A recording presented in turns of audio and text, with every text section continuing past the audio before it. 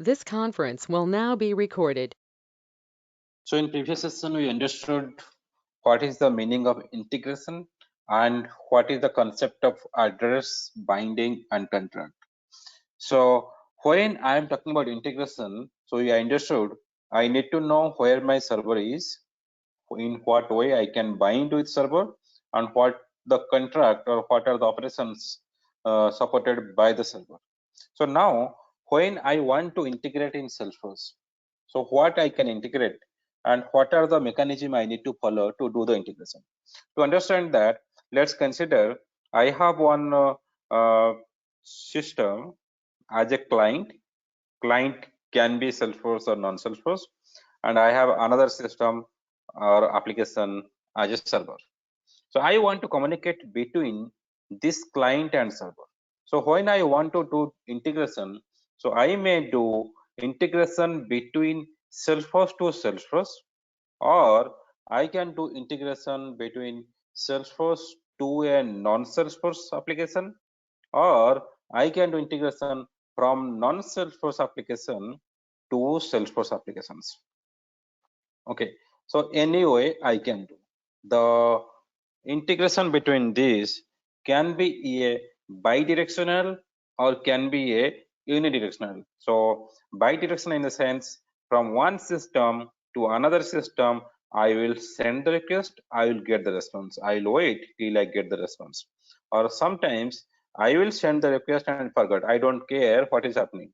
So I'm just communicating in one way.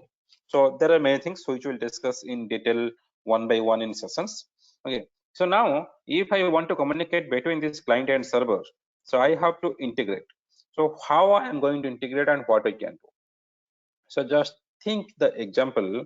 Okay, when I want to communicate to another server, that means I am going to send some command or some request. So how I'm going to send? So if this is a Salesforce application in the cloud, and for understanding or for example, just consider it is a non-Salesforce application. Or it can be a Salesforce application also. Anything. It's a non-Salesforce or Salesforce application. So now when I want to communicate what I need, so I will send the request over the cloud to my server applications. Now when I'm sending, so my server application can be of two types. So one, this server application or this service can be accessible publicly. So anybody without logging in can access my application, or it can be private. Nothing but you have to authenticate your calls, or you have to authenticate yourself before accessing my server. Okay, so now your server, like see, when I'm going to talk to you, okay, so I will talk to a common language what you understand. Okay, so I cannot speak a language which you don't know, or nothing but see if you know the, like you understand the what I'm talking, like the voice, so you can listen it and you can understand it.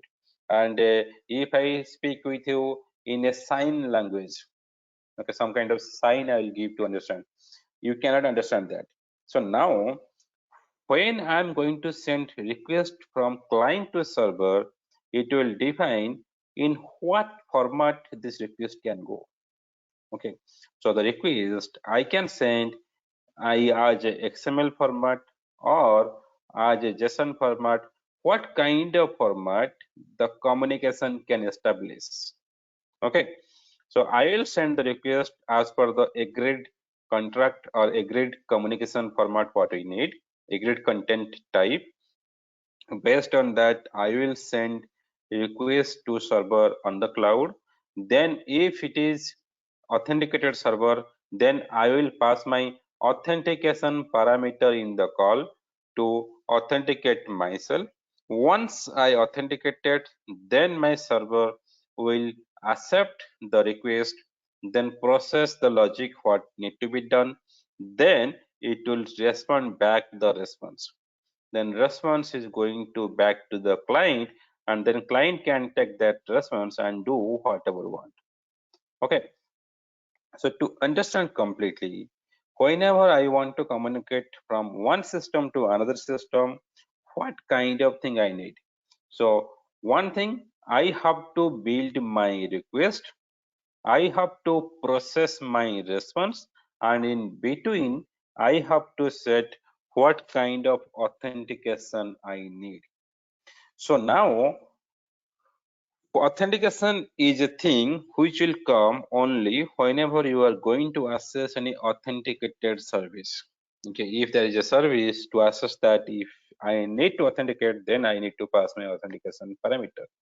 For example, there is a server which going to give me weather forecast. So this weather forecast web service what I have, to access this weather forecast, it's a public web service, okay, or public service provider. So if I want to invoke, simply I can call the API, get the result. I don't want to authenticate. Or same way, I have some other services like uh, exchange rate service, for example, where I can make a call with a particular currency and I can get what is my exchange rate now. So this kind of service categorized as a public service where I don't need to pass any authentication parameter. But there are some services, let's can think, I have my financial data in my system in a server and I integrate that in my Salesforce. From Salesforce, when I want to access some financial data of a particular customer, I can pass my customer ID or customer number to get my financial information and show in Salesforce. When I want to make that call should be authenticated because my service is not a public service, it's a fully authenticated service. So there are many mechanisms to set up the authentication, which I will talk in upcoming sessions. And to communicate between these two systems from client and server, for the business logic integration or for the data integration, we have two approach. You can use either SOAP or REST. If you remember in the previous session I was talking, whenever I'm doing business integration, we can use SOAP or REST, or whenever we can do data integration, we can use SOAP or REST. Apart from that, some third-party tool is there, but let's focus now for the SOAP and REST. So now, when I want to integrate is through Salesforce to any applications, any other Salesforce application or non-Salesforce application, we can use either SOAP or REST. We'll understand in detail what is this SOAP and REST, how this SOAP and REST going to help us to communicate between these two systems, and we'll see how I am going to create the request or building the request, and how I am going to authenticate myself, then how I am going to get response, and that response I am going to process.